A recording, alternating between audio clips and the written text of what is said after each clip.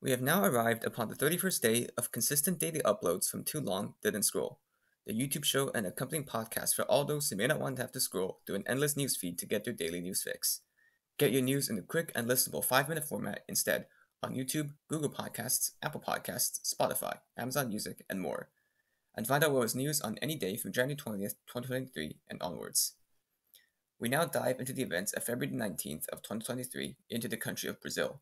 A natural disaster has just occurred in the state containing one of its largest cities, São Paulo. In the municipalities of San Sebastião and Ubatuba, a series of flash floods and landslides proceeded to flood into the region after extended periods of torrential rain, putting entire neighborhoods and stretches of highway underwater. The state governor has since declared a state of emergency in the region, and in additional vulnerable towns along the coast, as search and rescue teams struggle to reach disaster areas. As of now, current reports have stated that at least 36 people have been killed in these most recent disasters. We now concern ourselves with the country of Libya, which spent much of the previous decade split into two, with the Tripoli-based Government of National Accord in the west and the Tobruk-based Libyan House of Representative-led government in the east. Libya plunged into a state of civil war in 2011 after rebel groups, backed by NATO, sought to oust then leader Muammar Gaddafi in an attempted revolution, an incident that was part of the wider Arab Spring. The civil war lasted for 8 months until the killing of Gaddafi and the deposing of his government, though the country found itself split into two into the previous mentioned institutions above.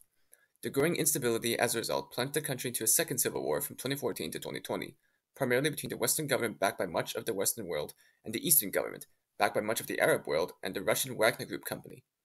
The war ended in 2020 with the agreement to a ceasefire by both sides and an interim government uniting the previous two being created. It was promised that elections under the unified government would begin by March 2021, though they have been delayed time and time again, threatening instability and the potential of war once again, and foreign troops have also continued to remain in the country despite being told to withdraw. As of today, the African Union has announced they will be organizing a peace conference to address such threats to Libyan unity and security, in the hopes of bringing representatives from both sides of Libya together to formally draft a new plan for peace and unity.